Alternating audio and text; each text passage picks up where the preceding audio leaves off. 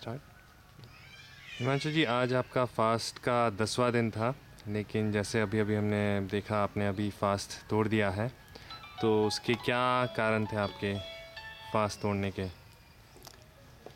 आ, इस वक्त जो आदिवासियों के ऊपर हमलों की स्थिति है वो इतनी ज़्यादा अभी बढ़ गई कि मुझे लगा कि मुझे और ज़्यादा सक्रिय होना पड़ेगा और उसके लिए मुझे अपनी शक्ति को थोड़ा सा फिर से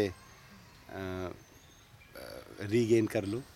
इसलिए सभी मित्रों के आग्रह पर आज उपवास को खोला है और मैंने किसी ज़िद या किसी शर्त के तहत ये उपवास नहीं रखा था। इसलिए मैंने कहा था ये ओपन है, जब लगेगा कि इसको उपवास को समाप्त किया जाना चाहिए तब कर देंगे।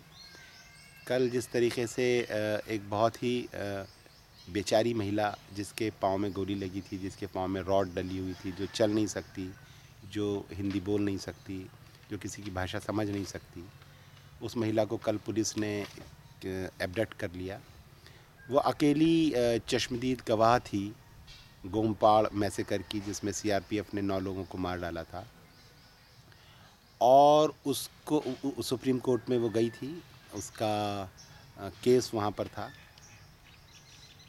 यहाँ की पुलिस और सरकार उससे बहुत डरी हुई है, इसलिए उसको कल दिल्ली जाते समय रास्ते में एब्डक्ट कर लिया गया इल्लीगली, जबकि उसके ख़िलाफ़ कोई आरोप नहीं था और उसको ज़बरदस्ती यहाँ पर एसपी साहब ने अपने कब्ज़े में कर लिया है और उन्होंने अभी हमारे एक मित्र को बताया कि वो उसको उसकी फ़ैमिली को सौंपेंगे, जबकि उसकी फ़ैमिली इसी पुलिस और इन्हीं एसपी साहब के नेतृत्व में जो दल है उससे डर करके जंगलों में छुपी हुई है और इनका कहना है कि ये उसकी फ़ैमिली को सौंपेंगे। मुझे अंदेशा ये है कि ये उसकी हत्या कर सकते हैं, उसे गायब कर सकते हैं, क्योंकि वो चश्मदीद गवाह है। और अंदेशा मुझे ये भी है कि ये उसके एब्डक्शन का जो कह रहे हैं कि शी वॉज़ एब्डक्टेड बाय हिमांशु, और जबकि वो यहाँ पर 2 ढाई महीने से रह रही थी, उसके बारे में सूचनाएं अखबारों में जा रही थी, मीडिया उससे आकर मिल रही थी, इलाज चल रहा था उसका सरकारी अस्पताल में, सब जानते थे वो यहाँ है। यहाँ जो पुलिस मेरी सिक्योरिटी में है वो उसको रोज़ देखती थी, मिलती थी। इसलिए एसपी साहब का ये कहना काफ़ी मजाक, बड़ा मजाक है कि वो एब्डक्टेड थी। वो तो खुलेआम यहाँ पर सड़क पर बैठती थी, सारा पुलिस उसको देखती थी और हो सकता है वो एसपी साहब अपनी सारे जो उन्होंने यहाँ पर अपराध किए हैं, भयंकर अपराध, लोगों को की हत्याएं वगैरह करने के, उसको छिपाने के लिए उस महिला को गायब कर दें, ये आज उन्होंने किया है। और ये सब पहले भी हो चुका है ऐसा विटनेसेस के साथ? हाँ जी, इस तरीके से उन्होंने 4 लड़कियां जो रेप विक्टिम्स थीं शाम सेट्टी की, उनको किडनैप करके थाने ले गए थे और वहाँ उनसे मनचाहे अंगूठे लगवाए थे। इस महिला से भी मनचाहे अंगूठे लगवाएंगे और वो ऑब्वियसली मेरे ख़िलाफ़ अंगूठे लगवाएंगे और उसको सुप्रीम कोर्ट में पेश करेंगे और अपने को बचाने के लिए और ज़्यादा अपराध करेंगे।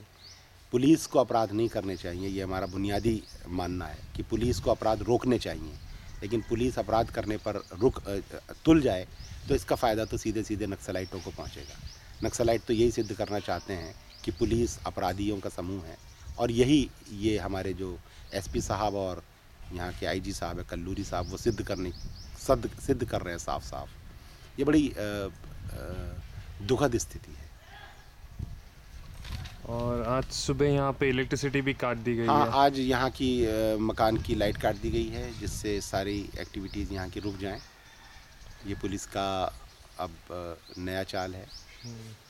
और यहाँ पे सारे जो सिक्योरिटी हैं वो भी आपके काफ़ी सतर्क हो गए हैं आज सुबह से, तो कुछ तो हलचल हो रही है। हो सकता है आज गिरफ्तारी हो जाए मेरी, तो आप क्या करेंगे? जेल जाऊँगा। और कुछ कल क्या हुआ था? कल हमें 8 घंटे पुलिस थाने में बिठा के रखा गया और प्रचार ये किया गया कि हिमांशु को तो अरेस्ट नहीं किया गया है। तो मैंने वहाँ थानेदार साहब जो थे उनसे कहा कि अच्छा मैं अरेस्ट नहीं हूँ, तो मैं दवाई लेने बाहर जाता हूँ। बोले हाँ जा सकते हैं। मैं जब मैंने कहा मैं अकेला जा सकता हूँ? बोले हाँ जा सकते हैं। जब मैं बाहर गया तो 12 पुलिस वाले मेरे चारों तरफ लगा दिए उन्होंने, और मैं जहाँ जहाँ गया वो मेरे चारों तरफ मुझे घेरे रहे। तो इट वॉज एन अरेस्ट, और उन्होंने कहा भी था कि हम आपको अरेस्ट कर रहे हैं। वैसे भी तो एक तरह का हाउस अरेस्ट ही है यहाँ पे। जी हाउस अरेस्ट है, मैं गांव वालों से नहीं मिल सकता, गांव वाले मुझसे नहीं मिल सकते। और सोडी संभो के साथ कहाँ होगा? सुबह जो बात किया था उनके साथ, उन्होंने कहा कि हम आपको बता नहीं सकते कि उन्हें कहाँ रखा गया है। क्यों? सोडी संभो के अपराधी है जो बता नहीं सकते? हाँ, वही वही हम बोल रहे हैं, काफ़ी इलीगल सी चीज़ कर रही है पुलिस, लेकिन क्या कर सकते हैं हम लोग। अरेस्ट वारंट भी नहीं था उनके पास, फिर भी उन्होंने रखा हुआ है। और जो आरोपी है वो आरोपी तो खुद पुलिस है। हाँ, तो वो उन्होंने रखा हुआ है। तो आरोपी ने पिटिशनर को रखा हुआ है, और ये तो बहुत ही आपत्तिजनक स्थिति है कि एक चोर जो है वो साहूकार को, यानी एक मर्डरर जो है वो विक्टिम को कहे कि मैं इसको संरक्षण दे रहा हूँ। तो क्या किया जा सकता है इसके बारे में? अब जिसको करना है, सुप्रीम कोर्ट को, कोर्ट्स को, सिविल सोसाइटी को, मीडिया को, वो लोग कर सकते हैं। और सुप्रीम कोर्ट में भी तो उनकी फाइल है केस। सुप्रीम कोर्ट में है।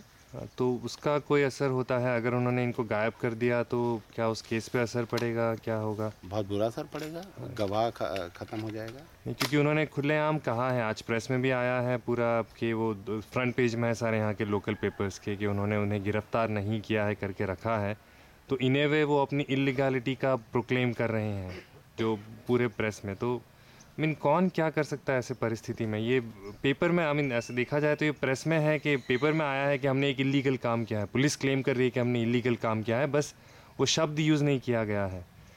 तो उसके ऊपर कोई है अब अब कोतवाल को कौन कोतवाली करे उनकी? कोर्ट है ना उसके ऊपर, लेकिन कोर्ट नहीं कर रहा है, क्योंकि मैं साफ साफ कहता हूँ, और मुझ पर कंटेम्प्ट चलाना है तो चलाए, ये जजेस का शेयर होल्डर्स हैं ये कॉरपोरेट्स में, इसलिए ये नहीं कर रहे हैं। और ये हिंदुस्तान को बर्बाद करने की स्थिति है। अगर मुझ पर मुकदमा चलाना है इन जजेस को, तो चलाएं। हम आम आदमी क्या कर सकता है इस बारे में? आम आदमी को ही लड़ना होगा इस देश को बचाने के लिए। ये सिस्टम, अब इस देश में जो शीर्ष पर बैठे हुए लोग हैं, पॉलिटिक्स में, एडमिनिस्ट्रेशन में, पुलिस में और कोर्ट्स में, एनएचआरसी में, वीमेंस कमीशन में, सब जनता के खिलाफ हैं। ये सब एक चोरों का गिरोह बन गया है जनता के खिलाफ। Thank you much ji.